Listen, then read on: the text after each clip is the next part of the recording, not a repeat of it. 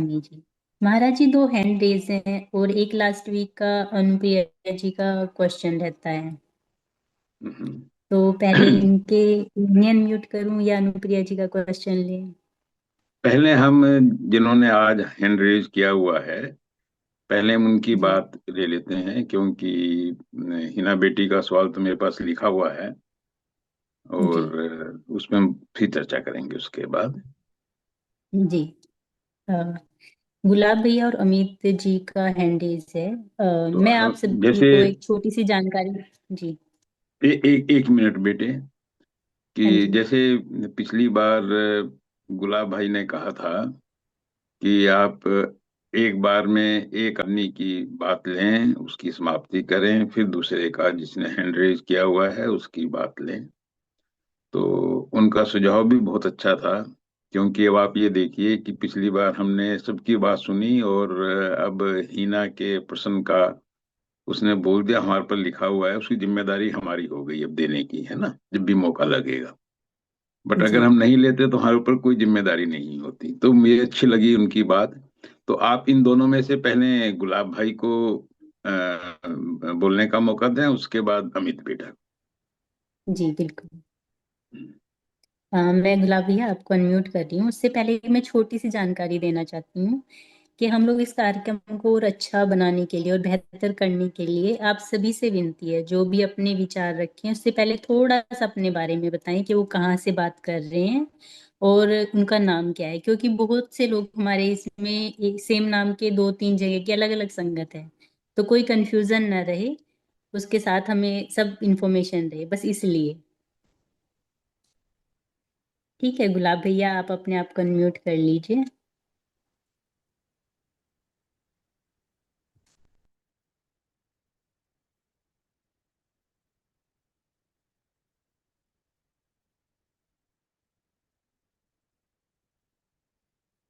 भैया आप अनम्यूट नहीं है, अपने आप को अनम्यूट कीजिए।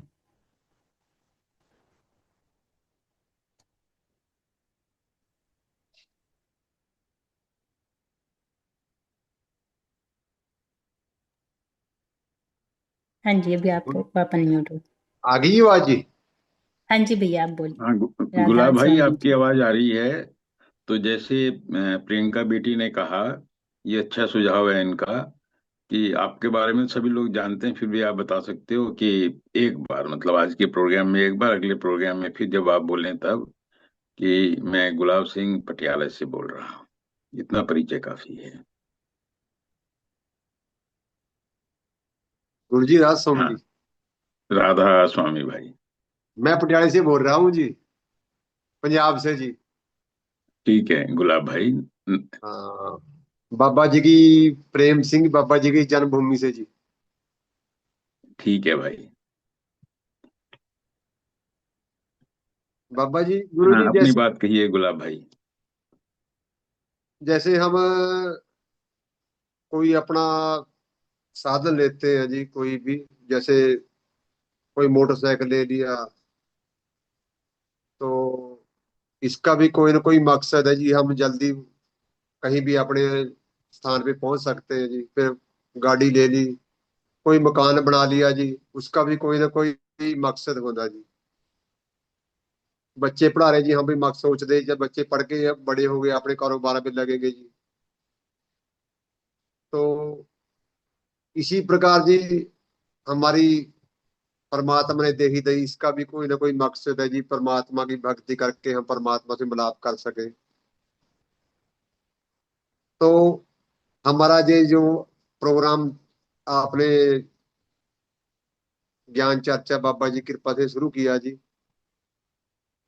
इसका भी उद्देश्य था जी। आपने जैसे पिछले शनिवार को बताया जी, कहते वो उद्देश्य पूरा नहीं हो रहा जी। तो हमें जी, मुझे तो किसी को फील हुआ ना हुआ, मुझे तो बड़ा फील हुआ जी। क्योंकि आप इस सत्संग के जरिए, ज्ञान चर्चा के जरिए, मकसद सबका यही है जी कि हम अपनी परमात्मा की बंदगी कर सके, भजन बंदगी बैठ के मालिक के साथ जुड़ सके। लेकिन हम उस मकसद में पहुंच नहीं पा रहे। मैं तो बिल्कुल नहीं पहुंच पा रहा जी, बाकी का संगत का पता नहीं जी। तो कोशिश ही बड़ी करते हैं जी क्या कारण है जी? जैसे इसमें मन का भी रोल बड़ा तकड़ा होता है जी, दुख सुख का भी रोल बड़ा तकड़ा होता है जी। जैसे आपने पिछले शनिवार को जी, जैसे मैंने कहा जी कि बाबा जी के बरामदे में जी वो स्कूल के श्लोक लिखे हुए थे जी, मुझे थोड़ा फील हुआ उसका। तो आपने बड़े सहज तरीके से जी उसको बोल दिया भी चलो किसी ना किसी काम तो आया जी। आपने दुख में भी सुख ढूंढा जी, हम इस प्रकार से नहीं ढूंढ सक रहे जी। तो ये पोजीशन तो जी मुझे लगता है जी जब हम उस मालिक की रजा में रहना शुरू कर दें तभी आएगी ये पोजीशन, लगता है मुझे। पर हम फिर भी जी आपके समझाने में कोई कमी नहीं जी।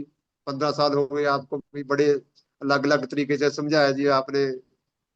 और देखो ये ज्ञान चर्चा का भी प्रोग्राम, जैसे इसका लाभ हम पूरा नहीं उठा पा रहे जी।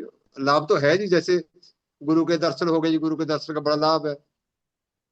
और संगत एक थोड़ा बैठ के फील करती है भी हम जैसे आश्रम में बैठे हैं गुरु के डेरे, बाबा जी के डेरे में। और डेरे में भी हम बहुत दूर दूर से जी अपनी दुनियादारी काम छोड़कर आते हैं जी। किराया भी, पेट्रोल भी खर्चा जी, अपना काम भी छोड़ दिया जी। तो उसका लाभ तो है जी, हम आश्रम में आए, दुनियादारी को भूले थोड़ी देर के लिए। पर उतनी देर के लिए जी देर हम आश्रम में है जी, और उसके बाद हम उसमें कामयाब नहीं हो पा रहे जी। क्या कारण है जी? थोड़ा सा इस पे जी। गुलाब भाई, आपके प्रश्न का उत्तर भी आपने ने जो बोला इसी में शामिल है। आपने जहां से शुरुआत की, आपने बोला कि हमने दुनिया के संसाधन, दुनिया की चीजें बनाई, इकट्ठा की, और ये हम सब कर रहे हैं, मैं भी कर रहा हूँ, हम सब कर रहे हैं। अब हम मकान होते हुए भी सहारनपुर में मकान बना रहे हैं दोबारा। तो हम सब इसमें लगे हैं। ऐसा नहीं है कि भाई केवल आप है या कुछ लिमिटेड लोग हैं, हम सब हैं। पर हमको ये समझना चाहिए एक चीज विशेष तौर से, कि जो जिम्मेदारियां जिनको हम कह रहे हैं ये हमारी जिम्मेदारियां हैं, और जो दी भी परमात्मा ने है, वो जिनको हमको पूरा भी करना है। जब मन में ये विचार आया कि जो जिम्मेदारी मेरी है मैं उसको ईमानदारी के साथ, अपनी योग्यता के हिसाब से मैं अच्छी तरीके से उसका निर्वाह करूं, क्योंकि परमात्मा की, सतगुरु महाराज की दी हुई जिम्मेदारियां हैं। पर इतना भी समझो, ये उस मालिक की हैं, उस मालिक का सब कुछ है। जब ये भाव मन में आता है तो चीजों को, जैसे आपने कहा, देखने का नजरिया हमारा बदल जाता है। अभी हमारी समस्या है, हमारा जो नजरिया है यह संसार में बहुत बुरी तरीके से डूबा हुआ है। जैसे आपने पिछली बार एक चर्चा की, ऐसे ही मैं किसी महात्मा के बारे में पढ़ रहा था कि एक नया युवा महात्मा था, जो नया नया अभी संन्यास लेकर के, संन्यास के बाद परमात्मा की भक्ति में लगा, और एक कोई पुराने महात्मा थे, दोनों एक साथ रहते थे। एक को गुरु जी समझ लीजिए, एक को हमारे जैसा उनका शिष्य समझ लीजिए। तो जब दोनों एक साथ रहते थे तो एक दिन बहुत तेज बारिश आई, आंधी आई, और ये उस समय की बातें हैं जब लोगों के मकान कच्चे होते थे, झाड़ फूस के होते थे। खास तौर से हर आदमी, हमने भी देखा है जब हम छोटे थे, कि फूस की, झाड़ की झोपड़ियां बना ली, उसी में लोग निवास करते थे। अब बच्चों ने शायद उस टाइप की झोपड़ियां ना भी देखी हों, उस समय बदल रहा है। तो कहते हैं इतनी तेज हवा आई, इतनी तेज बारिश आई, कि उसमें, बारिश में और उस हवा में झोपड़ी की छत उड़ गई। थोड़ी देर में आसमान खुल गया, ऊपर तारे दिखाई दे रहे हैं, सब कुछ दिखाई दे रहे हैं। अब जो हमारे जैसा महात्मा था, जो नया नया इधर को लगा था, उसने कहा भाई, गुरु जी को भी कहा और परमात्मा को भी कहा, भगवान को भी कहा, कि कितने अन्यायी हो, कितने, आपकी सोच कितनी गलत है कि जो हमने संसार को छोड़ दिया, तेरी भक्ति में लगे हैं और कुछ नहीं करते हैं, और तूने ये हवा चलाई और हमारी ही झोपड़ी उड़ा दी। बचने का कोई साधन नहीं, बारिश में हमको गीला कर दिया। कितना गलत है तेरे काम। और जो गुरु जी थे उसने कहा, नहीं बेटा, ये देखो, परमात्मा ने हमारी छत को इसलिए हटाया है ताकि हम आकाश का आनंद ले सकें। हमने तो अभी ध्यान ही नहीं दिया था कि आकाश कितना खूबसूरत है, इसके अंदर देखो चांद की रोशनी भी है, इसके अंदर तारे खिले हुए हैं। हम तो बिना बात के अपने सिर के ऊपर एक पर्दा डाल करके बैठे हुए थे। तो परमात्मा ने पर्दा हटाया और हमको दिखाया कि बाहर की दुनिया, मेरी दुनिया कैसी है। अभी हम लोगों ने, जैसे आपने कहा कि हमारा मन ही हमारा सबसे बड़ा दुश्मन और सबसे बड़ा साथी है। यह हमें संसार में उलझा के रखता है, क्योंकि हम विषय वासनाओं में, संसार के पदार्थों में, इनमें उलझे हुए हैं।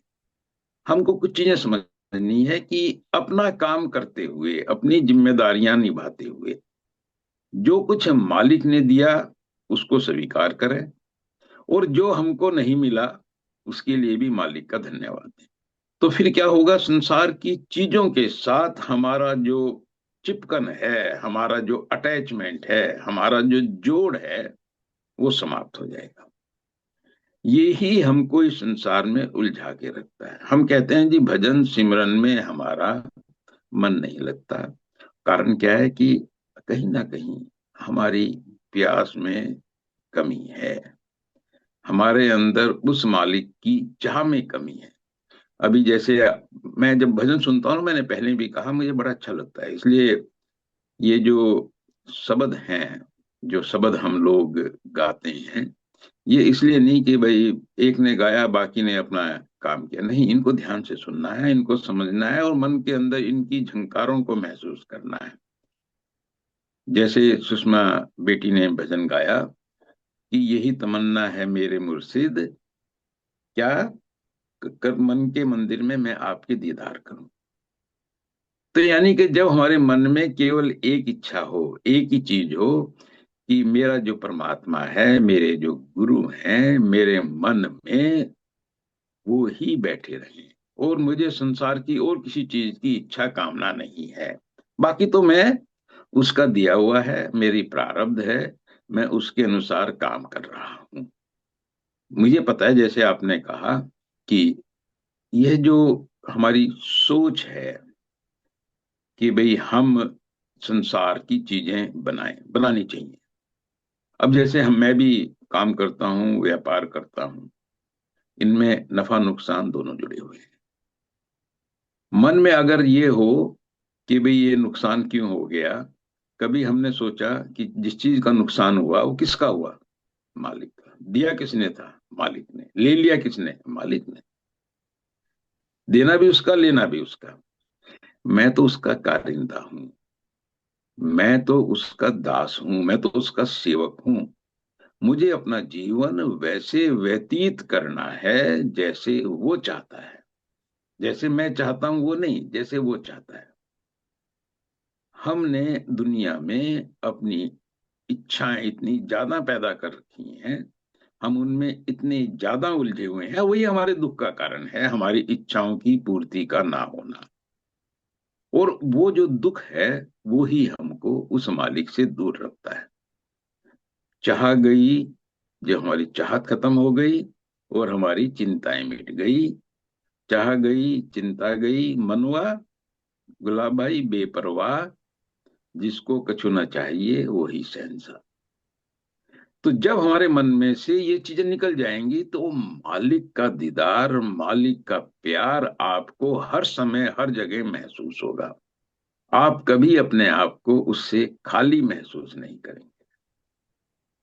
हमें बहुत सी चीजों का अभी समझ नहीं है। देखिए, पहले भी मेरे ख्याल से किसी ने चर्चा की कि अभी आज सुबह जो शुरुआत हुआ प्रोग्राम का, वो सुदेश बहन ने भजन गाया। उनका भजन था सुनरी सखी मेरी सुरत चली। और उस भजन के अंदर जितने भी आध्यात्मिक मंडल थे, उन सबका उन्होंने वर्णन किया, चर्चा की। मैं ज्यादातर सत्संग में बात करता हूं कि हम अपना जो आचरण है, अपना जो व्यवहार है, हम अपने आप की इन चीजों को कैसे ठीक करें। मैं उन बातों के बारे में थोड़ा सीमित बोलता हूँ। कारण क्या है, वो बातें पूरी समझ में भी नहीं आती हैं हमारी। क्यों? हम अभी इतने योग्य नहीं हुए कि वहां तक पहुंच सकें, उनको समझ सकें। क्यों? हमारा आचरण ही अभी ठीक नहीं। जैसे आपने कहा, हमारा जोर इस बात पे होना चाहिए कि हमारा आचरण शुद्ध हो, हमारी वजह से किसी को तकलीफ ना पहुंचे। कई बार अपनी सोच को हम दूसरे के ऊपर इतना थोप देते हैं, अपने विचारों को इतना उसके ऊपर डाल देते हैं कि वो दूसरे के दुख का कारण बन जाता है। ये चीज हमें समझनी चाहिए। हमारे बोल, मैंने देखा है, मैं कई बार कुछ ऐसी बात बोल देता हूं, वो दूसरे के दिल में बैठ जाती है, बहुत दिनों के बाद फिर उसके दिल से निकल के आती है कि ये तब आपने ऐसा बोला था, आज तक मन में वो गया नहीं। देखिए, अगर मैंने शायद उनके डंडा मारा होता, चोट लगती, तो शायद वो घाव भर गया होता। हमने ध्यान नहीं दिया कि हमारे बोलने से दूसरे को कितने जख्म लग रहे हैं। कम बोल रहे हैं, एक तरीका तो ये है। वो दूसरा, तोल के बोले, सोच के बोले। कई लोग कहते हैं जी मैं तो वो बोलता हूं अगर दूसरा मुझे बोलेगा, अगर मुझे चोट नहीं पहुंचेगी तो मैं दूसरे को बोल सकता हूं। मैं कहता हूं उससे भी ज्यादा कोमल हमारा बोलना होना चाहिए। हो सकता है मैं मजबूत हूं, मैं दूसरे के शब्द बाणों को सहन कर सकूं, दूसरा हो सकता है अभी कोमल हो, बच्चे की तरह हो, और वो उसको बर्दाश्त ना कर सके, उसकी इतनी समझ नहीं। तो ये जो ज्ञान चर्चा का प्रोग्राम है, ये हमने इसीलिए आरंभ किया ताकि हम ज्ञान के द्वारा अपने आप को समझ सकें। अभी मेरा ये अनुभव है, जब मैं बोलता हूं मुझे इसका कोई दुख नहीं होता कि भाई अभी लोगों को तैयार होना है। देखिए, मेरा काम है, जैसे मैंने कहा, हर एक को कुछ ना कुछ गुरु महाराज जी ने सेवा दी है, और हमको वो सेवा अपनी योग्यता के हिसाब से करनी है। उसका क्या परिणाम रहा, वो काम मेरा नहीं, वो सतगुरु महाराज का है। मेरा काम है कि जो मेरे पास थोड़ा बहुत ज्ञान गुरु महाराज ने दिया, जो कुछ उनकी कृपा से मैं समझ सका हूं, जरूरी नहीं कि मैं सही समझा हूं। ये मैं बात पहले भी कई बार कही है। मेरी बात में, आपकी बात में भेद हो सकता है, अंतर हो सकता है, आपका मत और मेरा मत। तो इसका मतलब क्या हो गया? हमारे में मतभेद है। लोग इसको बहुत गलत समझते हैं कि इन दोनों में तो बहुत मतभेद है। मैं कहता हूं मतभेद का मतलब है आपके विचार मेरे विचार मिल नहीं रहे हैं। अगर आपके विचार मेरे विचार मिल नहीं रहे हैं, समस्या नहीं है। मैं आपके विचारों का सम्मान करूं, आप मेरे विचारों का सम्मान करें, आप अपने विचारों के हिसाब से अपना जीवन बिताएं और मैं अपने विचारों के हिसाब से। देखिए, मेरा देखने का नजरिया मेरा, आपका देखने का नजरिया आपका। जब ये भावना हमारे मन में आती है तो हम देखते हैं कि हमारा जो मन में हर समय तनाव है, चिंताएं हैं, ये सब चीजें धीरे धीरे समाप्त होने लगती हैं। जब मैं आपके मत का सम्मान करता हूं, आपकी बातों का सम्मान करता हूं, सम्मान का मतलब मुझे उससे दिक्कत नहीं है भाई। आपको अच्छा लगता है, आप ऐसा अपना जीवन व्यतीत करें, आपके लिए बहुत अच्छा है। और मुझे ऐसा लगता है, जब तक मेरी समझ है तो मैं ऐसा व्यतीत करूं। तो इस प्रोग्राम के माध्यम से मैं चाहता हूं कि हम अपना जो मत है उसको सही कर सकें, और उस सही करने के लिए जितनी मेरी योग्यता है मैं बात कहता हूं। पर इसका मतलब ये नहीं है कि मैं चाहता हूं कि सब वही काम करें। इसलिए मेरी कोशिश ये भी होती है कि मैं लोगों को अपनी व्यक्तिगत राय ना दूं, ताकि लोग ऐसा ना हो कि अंधविश्वास की तरह, अंधभक्ति की तरह उस पर चलें। मैं चाहता हूं कि वो जिस मार्ग पर चलें, सोच समझ के चलें, जागते हुए चलें। जैसे महात्मा बुद्ध ने कहा, अप दीपो भव। अपना ज्ञान आप अपने पास, उसके हिसाब से अपने मार्ग को प्रशस्त करें। आप दूसरों पर अंधविश्वास करके, भरोसा करके ना चलें। जब ये समझ में होगी, देखिए हमारी बहुत सी दिक्कतें हमारे भटकन से भी हैं। कभी संसार में भटकते हैं, कभी अध्यात्म की तरफ भटकते हैं। अध्यात्म की चाह हम सब के अंदर है, दबी हुई है। जैसे हमने कहा, हम संसार की चाहों के अंदर इतना डूब गए हैं कि जो अध्यात्म की असली चाह है, जो आपने बोला जिसके लिए मनुष्य का जीवन मिला है, वो इन सब चाहतों के नीचे दब गई। इसलिए कहा, ये संसार की चाहत जब तक हम कम नहीं करेंगे, जब तक हमारे अंदर परमात्मा के मिलन की प्यास नहीं जगेगी, जब तक हम ये नहीं समझेंगे कि हमें अपना सारा जीवन केवल संसार की जिम्मेदारियों में नहीं खत्म कर देना है, और संसार के काम करते हुए भी हमें मालिक को सदा याद रखना है। देखिए, वो भी संसार के काम भी ठीक होते हैं। जैसे भी हमने बोला, बोलने से पहले उसको याद करें, कार्य करने से पहले उसको याद करें। और यहाँ तक मन के अंदर जो विचार उठ रहे हैं, जो हमारा सबसे बड़ा दुश्मन है, उस समय भी मालिक को याद रखें। तो जब ये करेंगे तो धीरे धीरे परिवर्तन होगा, और जब धीरे धीरे परिवर्तन होगा तो फिर हमारा संसार के साथ जो आसक्ति है वो समाप्त होगी, और हमारा अनासक्ति वाला भाव पैदा होगा। जैसे आपने कहा कि मालिक के भाने में रहने की जब कला हम सीख जाएंगे, तो फिर हम उस मालिक के दीदार करने के लायक बन जाएंगे। जब तक हमारा बर्तन तैयार नहीं, उसमें मालिक भी कैसे आए? या आप ये समझिए, मालिक तो यही है। ऐसा नहीं कि मालिक कहीं दूर बैठा है, सातवें आसमान पे बैठा है, उसको हमको ढूंढना है। नहीं, मालिक को नहीं ढूंढना है, मालिक भी यहीं बैठा है, इंतजार में है कि कब मेरे बच्चे अपना बर्तन साफ करते हैं। तो इस प्रोग्राम के माध्यम से हमारी इच्छा है कि हम अपना अपना बर्तन, हमारी कोशिश, हम क्या करते हैं कि हम दूसरे को टोकते हैं, देखो तुम फिर ये कर रहे हो, गुरुजी ने ऐसे ही कहा था। इसके लिए ज्ञान चर्चा नहीं। ज्ञान चर्चा इसके लिए है कि अगर कुछ कहा है, क्या मैंने अपना बर्तन साफ कर लिया? परिवार में दूसरों की बातें जब मुझे ठेस पहुंचाना बंद कर दें, लोगों की बात, देखिए अभी हमने इतना बोझ अपने ऊपर रखा हुआ है। ये तो परमात्मा ने बहुत अच्छा किया कि पिछले जन्म की बातें हमें याद नहीं, केवल हमारे सिर के ऊपर इसी जन्म की चीजें ही बैठी हुई हैं, और उसका बोझ इतना ज्यादा है, उसके तनाव में हम रात को सो भी नहीं पाते हैं। नहीं तो हमारा भाव कैसा होना चाहिए? बिस्तर पे लेटे और सो गए। तो मेरी धर्मपत्नी मुझे बोलती है कि तुम्हारा तो बस तुम बिस्तर पे लेटते हो, सो जाते हो। क्योंकि मुझे पता है देखने वाला, दिखाने वाला, रक्षा करने वाला कौन है? सतगुरु महाराज। तो जब हमने उन पे भरोसा कर लिया, फिर हमें किसकी? जब हमारा शहंशाह के साथ रिश्ता है, तो फिर हमें किस बात की चिंता? अब तो सब कुछ उसी के हाथ में है। तो ये भाव अपने अंदर पैदा हो, ये चीज अपने अंदर पैदा हो, इन्हीं चीजों के लिए हमारा ये प्रोग्राम है। जब मैं बोलता हूं कि ये शायद उतना सफल नहीं हो पा रहा है, उसका कारण ये है कि या तो मैं जो बात कहता हूं लोग बड़ी आसानी से समझ जाते हैं, और या फिर लोग जानना नहीं चाहते हैं।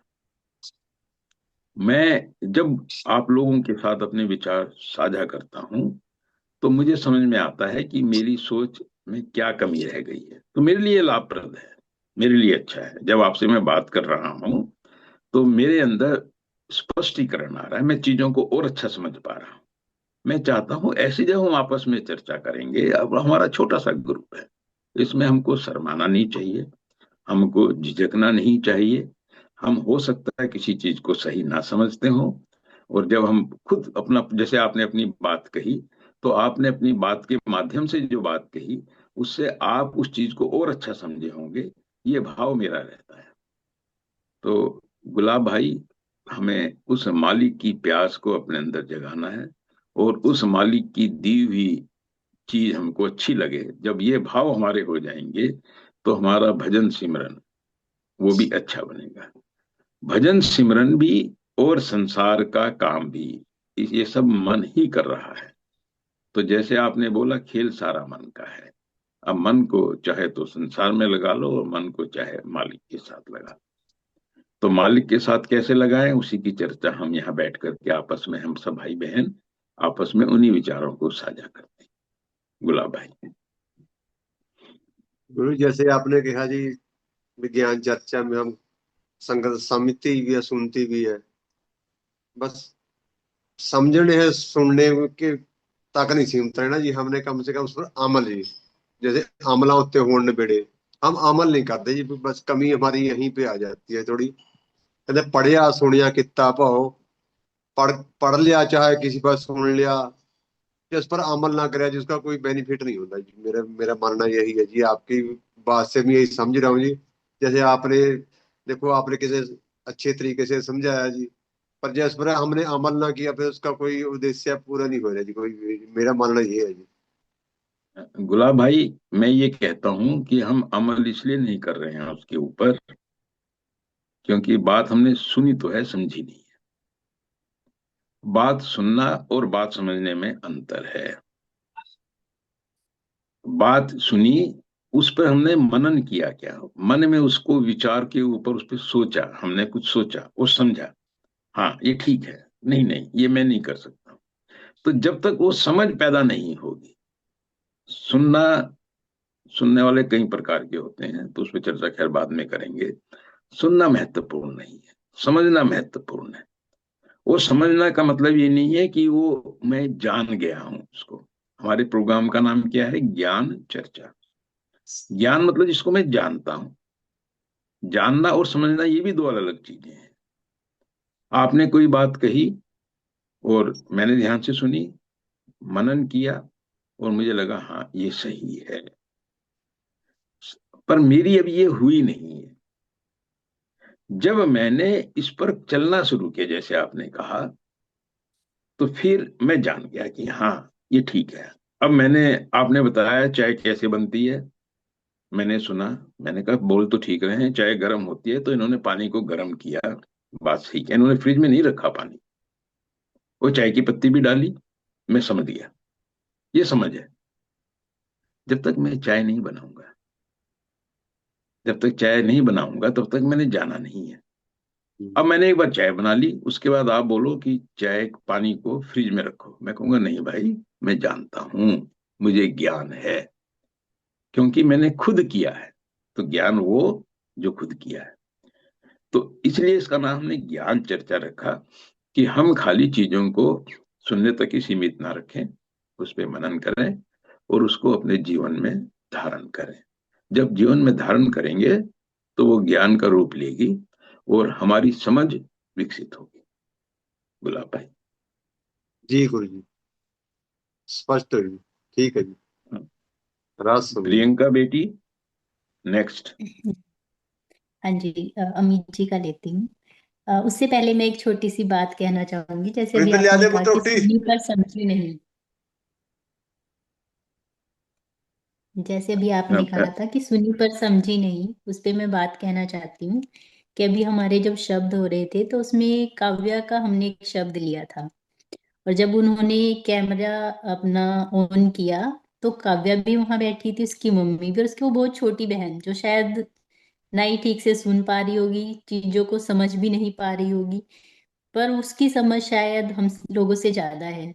जैसे काव्या छोटी थी तो वो अपने दादा दादी, अपने माँ बाप सबको देखती थी कि वो भजन कर रहे हैं या शब्द गा रहे हैं, वो इतना अच्छा शब्द गाती है इतनी छोटी बच्ची।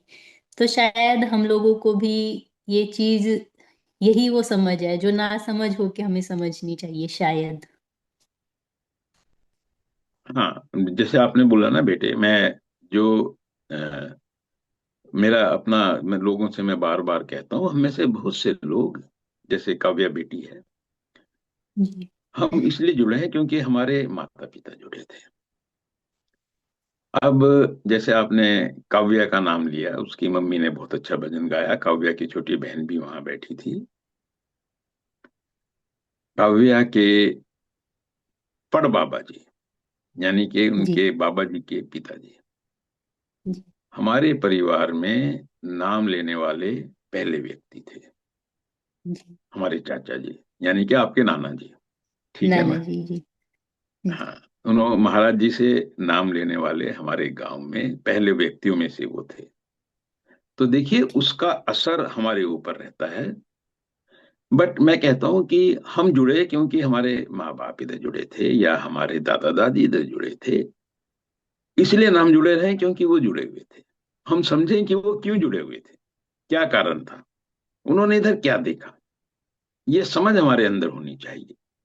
कोई कहे कि जी आप यहाँ से क्यों जुड़े हैं, क्योंकि जी हमारे बाबा जी जुड़े थे, हमारे पापा जुड़े थे, मैं कहता हूँ नहीं, फिर भेड़ चाल हो गई। वो इसलिए जी। जुड़े थे कि उदाहरण के लिए मान लिया वो कर्म कांड की जो अर्थहीनता है उसको समझते थे। ठीक है ना। जी मैं एक छोटी सी बात कहता हूं, जैसे कहनी नहीं चाहिए मुझे, कि जब मनुष्य को ज्ञान नहीं था, उसके पास विज्ञान नहीं था, वो जंगलों में आज से 10,000 20,000 साल पहले, इतनी हमारी सभ्यता है, हमारी सभ्यता कोई लाखों साल पुरानी नहीं, जी 15-20 हजार साल से ज्यादा पुरानी नहीं है। तो उस समय शुरू में उसने देखा, उसको सूर्य समझ में आया कि सूर्य जीवन देता है, तो उसने सूर्य की पूजा करनी शुरू कर दी। ठीक है। अब जी हमको पता है कि सूर्य ग्रह है, जीवन देता है, पर ये परमात्मा नहीं है। ये नहीं। भी हमको समझ में आया। हम पहले इसी को परमात्मा समझे बैठे थे, हम बादलों को परमात्मा समझे बैठे थे, हम पेड़ों को परमात्मा समझे बैठे थे, इसलिए इनका पूजन कर रहे थे। ये हमारे जीवनदायी चीजें हैं, इनका सम्मान करना है, इनका ध्यान रखना है। अगर हम प्रकृति का ध्यान नहीं रखेंगे तो जिसको बोलते हैं ग्लोबल वार्मिंग, उस प्रकार के हम दुष्परिणाम भोगेंगे। वो सही है। बिल्कुल। बट इसका मतलब ये नहीं है कि हमें पेड़ों के चारों तरफ धागा बांधना है, नहीं, पेड़ों की रक्षा करनी है।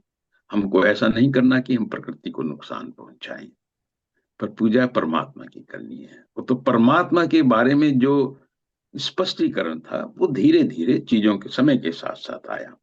हम भेड़ चाल से निकले। तो मैं ये चाहता हूं कि हम सब लोग, जितने भी लोग प्रेम से जुड़े हैं, प्रेम के मार्ग पर चल रहे हैं, वो समझ के साथ, अपने ज्ञान के साथ चलें, चीजों को समझते हुए चलें। इसलिए ना चले कि उनके परिवार के लोग जुड़े हुए थे, अच्छी बात है अगर वो हम्म, जुड़े थे, उन चीजों को समझें कि वो क्यों जुड़े थे। हम अपना ज्ञान विकसित करें, समझ विकसित करें, और ताकि हमारा आचरण, हमारा जो विचार, वो शुद्ध हो और हम परमात्मा की प्राप्ति कर सकें। तो ये जी बात है बेटी। जी जी समझा। अमित जी, अपने आप को अनम्यूट कीजिए। थोड़ा पहले अपने बारे में बताइए, कहाँ से बात कर रहे हैं आप? राधा स्वामी ताऊ जी। हाँ, राधा राधा स्वामी स्वामी अमित सभी साधु बेटे। संत जी को। मैं अमित खलायत हरियाणा से जी। ताऊ जी, मेरा एक हरियाणा बहुत बड़ा है बेटे, थोड़ा सा अपना गांव बता दे। खड़क पांडवा कैथल जिला जी। हाँ ठीक बात है। तो बेटे ये इसलिए है ताऊ कि हर व्यक्ति को हर व्यक्ति नहीं जानता है, तो थोड़ा समझ में आएगा कि कौन आदमी बात कर रहा है, इसलिए और कुछ नहीं है। ये अच्छा सुझाव दिया बेटी ने कि जब हम बात करें तो सिर्फ इतना ही बताना है कि मैं अमित खड़क पांडवा कैथल से बोल रहा जी ताऊ जी। हूँ। ताऊ जी, वैसे तो हमें आप बार बार बताते रहते हैं कि भाई अहंकार नहीं करना चाहिए। वो हमें कई बार हम जैसे बड़ बोला भी बोल देते कई बार, उससे तो कई बार हम बच भी जाते हैं भाई। दूसरों के सामने या घर के सामने, घर के परिवार में नहीं बोल पाते। लेकिन कई बार ऐसे स्थिति आती है कि हम बोल जाते हैं लेकिन हमको मालूम भी नहीं पड़ता कि हम अहंकार में बोल गए हैं। और वो हमें लगातार कई दिन लगातार चलता रहता है। ताऊ जी, उसको कैसे समझे ताऊ जी?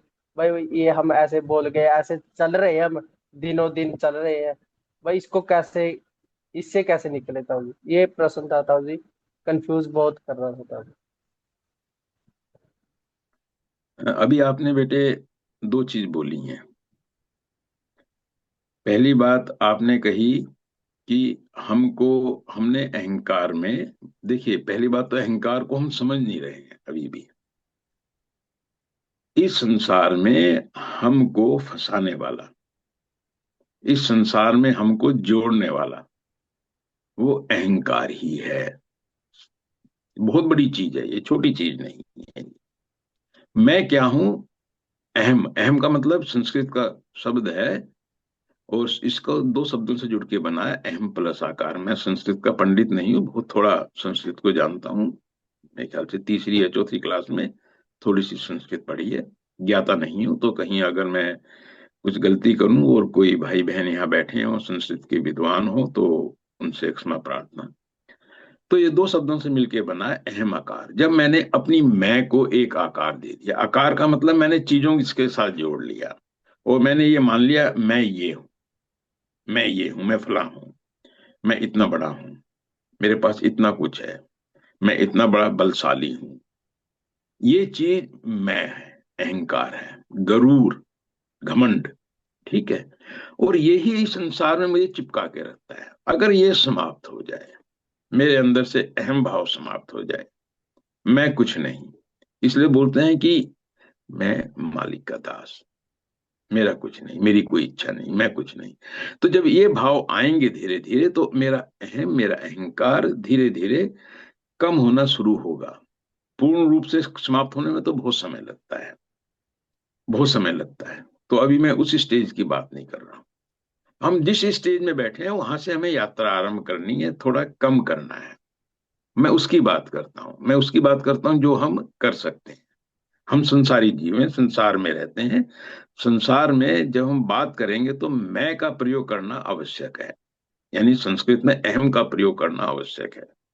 ये किसकी कार खड़ी है? अमित बेटा आप बोलोगे ये मेरी कार है, ये मेरे पप्पा हैं, ठीक है ना, ये मेरी मम्मा है।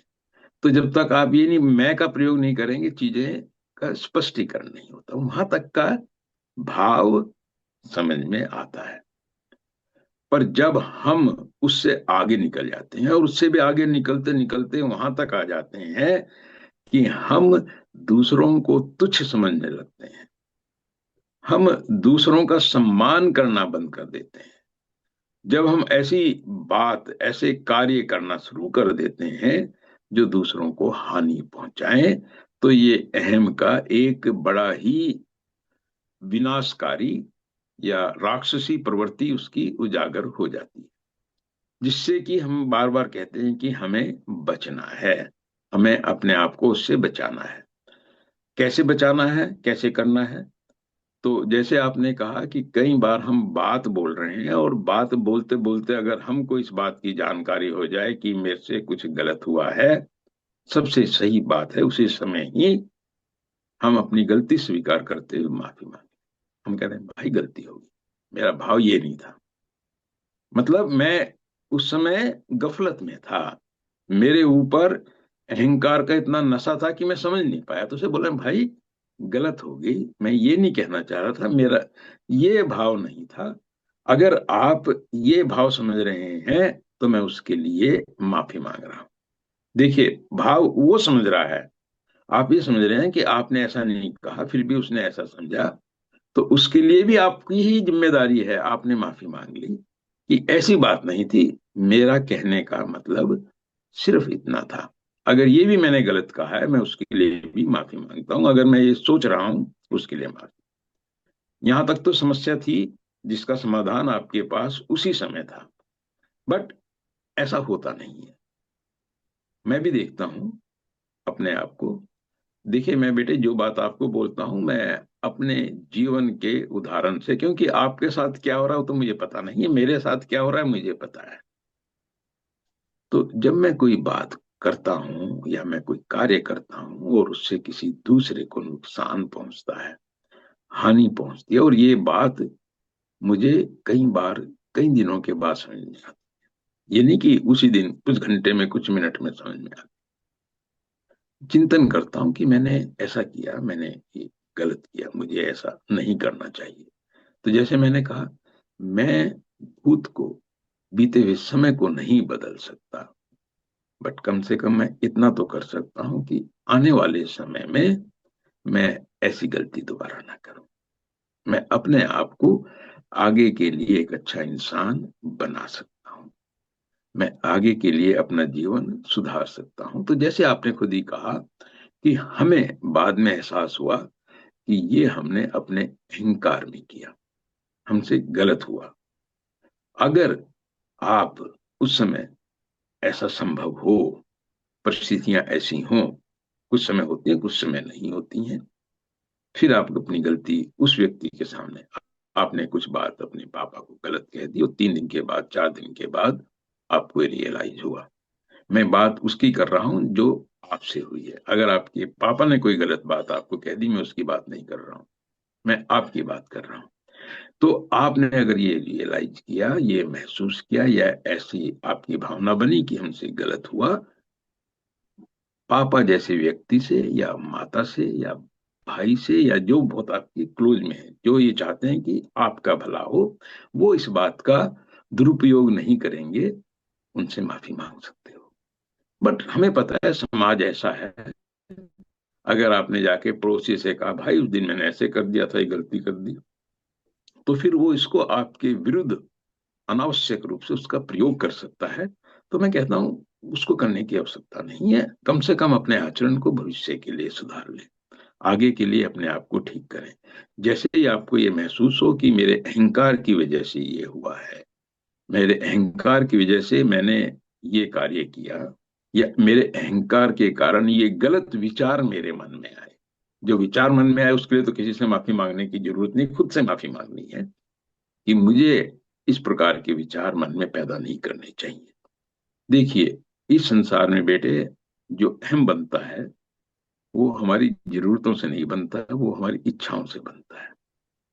इच्छाएं ही मूल कारण है इस संसार में, अहंकार भी उसी से पैदा हो रहा है। और इच्छाओं के ऊपर हमारा नियंत्रण नहीं है। मेरे पास एक कार है, इच्छा है ये कार छोटी है, अब कार बड़ी ले लो। मोटरसाइकिल है, घर बड़ा ले लो। पड़ोसी की साइड की जमीन भी मैं ले लूं। अगर बस चले, पैसा हो तो मैं सारे गांव का जगह अपने आप ले लूं।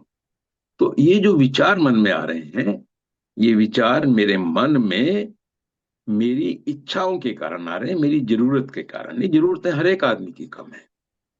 अब मैं देखता हूँ बेटे, मैं 5-6 जोड़ी कपड़े उन्हीं को पहनता रहता हूँ और कपड़ों का ढेर लगा पड़ा है। तो समझ में आता है कि ये बेकार की इच्छाएं थी जिनके अंदर फंस करके हमने इतना सामान इकट्ठा किया। इतने सामान की आवश्यकता नहीं है, इसलिए इन संसार में हम उलझे हुए हैं। जैसी जैसी ये समझ पैदा हो, ये ज्ञान पैदा हो, हमको जैसे भी गुलाब भाई ने कहा, इनको अपने आचरण में लाना है, उसको अपने जीवन का अंग बनाना है, ताकि मैं उस प्रकार से अपने आप को सही दिशा में चलने के लायक बना सकूं। तो जैसे आपने कहा आपके अंदर अहंकार का आपको पता चला, नेक्स्ट कार्य होना चाहिए कि मैं इस परिस्थिति में क्यों आया, आगे मैं इस परिस्थिति में ना आऊं, तो मुझे अपने अंदर क्या बदलाव करने हैं। और फिर जब पुनः वैसी परिस्थिति बने, आप देखें कि क्या आपने अपने बदले हुए रूप से उस परिस्थिति में कार्य किया है या पुराने वाले से किया है। हो सकता है फिर पुनः आप उसी हालत में हो जाए। ये भी मैं देखता हूँ कि जिन कारण की वजह से मुझे मान लिया क्रोध आ रहा है, अगली बार जब वो कारण बनते हैं, जबकि पता है पहले भी ऐसा ही हुआ था, मुझे फिर क्रोध आता है, तो समझ में आता है कि जड़ें गहरी हैं। जो मैंने पहले उपाय किया था वो ऊपर ऊपर का था, अंदर में इसकी गहरी जड़ों तक नहीं गया। मुझे आगे जाना है और उन जड़ों को निकालना है ताकि दोबारा से वो मेरे ऊपर हावी ना हो सके। अमित बेटा। जी ताऊ जी, समझ में आ गया ताऊ जी। ताऊ जी, जैसे बाहर तो हम, जैसे हम, हमें पता है कि बाहर हम ज्यादा बोलेंगे तो अगला जवाब उल्ट के जरूर देगा।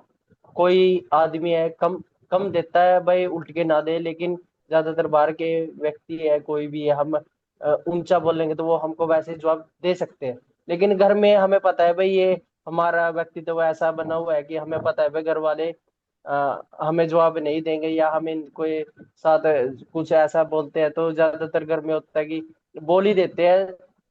मैंने ऐसा समझा है पीछे 10-15 दिनों में कि हम यदि कोई बोल रहा है ना, उसके साथ बोल ही नहीं ना, तो वो बात वहीं रुक जाती है। और लेकिन आगे से आगे बोलते रहे तो बात बढ़ती जा रही है ताऊ जी, ऐसे होता है ताऊ जी कई बार। बहुत बहुत अच्छा बोला बेटे आपने कि जब एक बोल रहा है दूसरा भी बोलेगा तो फिर ये होता है कि वाक युद्ध चालू हो गया। और जी वाक ताऊ युद्ध जी। को रोकने का तरीका ये है, एक आदमी कितना बोलेगा अगर आप आगे से नहीं बोलेंगे। तो आपने बहुत अच्छा कहा, एक तरीका है हाँ जी ताऊ। आप चुप हो जाएं, दूसरा आदमी भले ही इसको आपकी हार माने। मेरी हार नहीं हो सकती तो ये मेरा अहंकार बीच में आ गया, ठीक है ना। जी। तो मैं चुप रहूं, ठीक है ताऊ और जी। मैं चुप रह करके अगर मैं इस चीज को समाप्त कर सकता हूं तो बहुत अच्छा उपाय है। जो जी आपने ताऊ जी। बात बोली बेटे, बहुत अच्छी बात बोली, हम सब उससे लाभ उठा सकते हैं। राधा स्वामी ताऊ जी। जी। राधा राधा स्वामी स्वामी जी। बेटे। राधा स्वामी। राधा स्वामी। महाराज जी हमारे पास 4 मिनट ही हैं, तो पिछली बार विजय भैया कुछ बात बताना चाह रहे थे, तो क्या उन्हीं लें?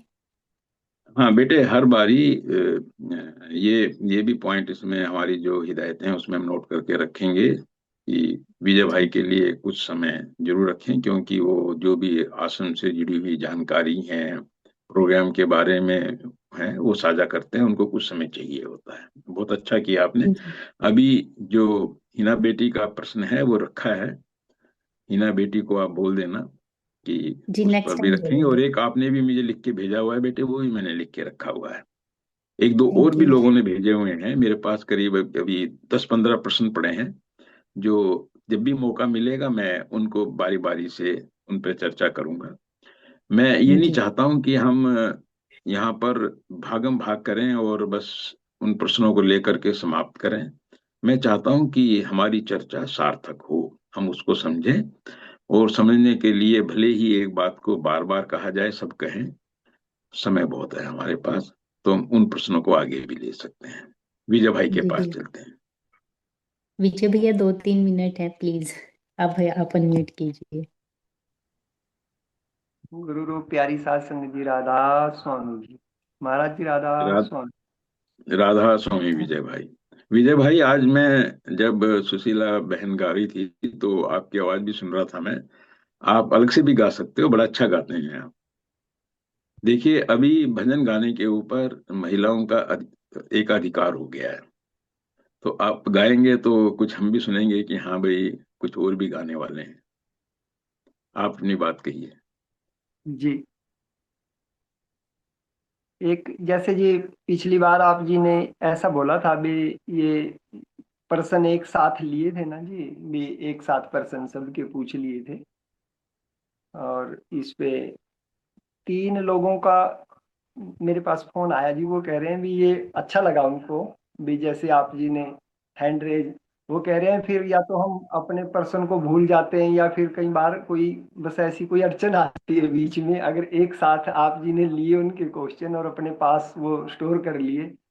वो कह रहे हैं भी कम से कम हमारी बात है, चाहे वो भले ही 10 एपिसोड के बाद आए, पर महाराज जी ने हमारी बात सुन ली।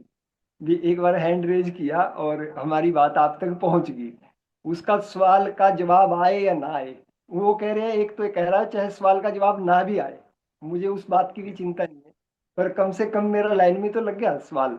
तो मुझे बड़ा अच्छा लगा भी एक आदमी का इतना भरोसा है, भी इतना भरोसा कर रहा है, उसको ये भी नहीं है, उसने कहा मुझे ये भी बात नहीं है भी आप मुझे सवाल का जवाब देंगे, बस आप तक चली गई। और इससे भी आगे की बात उसने ये कह दी, मैंने आपको कह दी मेरे को, और कह रहे ये भी चली गई बात। तो मेरी जिम्मेवारी थोड़ी सी और बढ़ जाती है जी, थोड़ा सा आप तक वो बात पहुंचाने। तो 3 लोगों के मैसेज थे जी। तो मैं तो फिर समय आज कम है, अ, थोड़ा सा मैं तो कोई और बात करना चाह रहा था जी, जैसे हम इसके ऊपर भी, ये जो संसार है हमारा संसार, और मेरा अपना जितनी बुद्धि है जी परमात्मा ने दी है, उसी के अनुसार मैं थोड़ी सी बात कर रहा हूँ। इस परमात्मा जो संसार है, संसार पे हमारा जब तक ज्यादा भरोसा बना रहेगा और परमात्मा और सतगुरु के ऊपर कम रहेगा, तो मेरा चिंतन ऐसा है जी, मानना मेरा भी, हमारा भरोसा जो है वो संसार के ऊपर ज्यादा है और परमात्मा और सतगुरु के ऊपर कम है। और जब तक ये भरोसा ज्यादा परमात्मा और सतगुरु के ऊपर ना होगा, तो तब तक समस्याएं यूं की यूं बनी रहेंगी। और थोड़ा सा चिंतन मुझे माफ भी करना जी, जैसे आप जी कई बार बोल देते हो, वो ठीक है, सारी बातें हमें कर भी लेना चाहिए, पर मुझे ऐसा लगता है कि ज्यादातर लोग जो इस अध्यात्म मार्ग पे चले हैं, जैसे मैं तो सबसे ज्यादा तो मैं बीबी जी को ही जानता हूँ। अब वो कहते हैं भी मुझे किसी चीज की जरूरत नहीं है भाई, मैं क्यों सुनूं किसी की बात, मुझे अपने सतगुरु के ऊपर भरोसा है। तो मुझे ऐसा लगता है जी, ऐसे लोग हैं जो जिनके अपने सतगुरु के, चाहे उन्होंने जो मर्जी कह दिया जी, चाहे वो कह रहे हैं भी दिन हो गया जी अभी, दिन वो तो दिन मान रहे हैं जी। तो मुझे लगता है ऐसे लोगों के ऊपर, उनको तो ज्यादा बहुत ज्यादा ज्ञान की जरूरत ही नहीं पड़ी बीबी जी, और कोई बाहरी ज्ञान की जैसे। ये बात ठीक है जी, आज का जो युवा है या आज की जो पीढ़ी है वो बिना उसके तो मानेगी नहीं, वो ये भी सार्थक है चर्चा।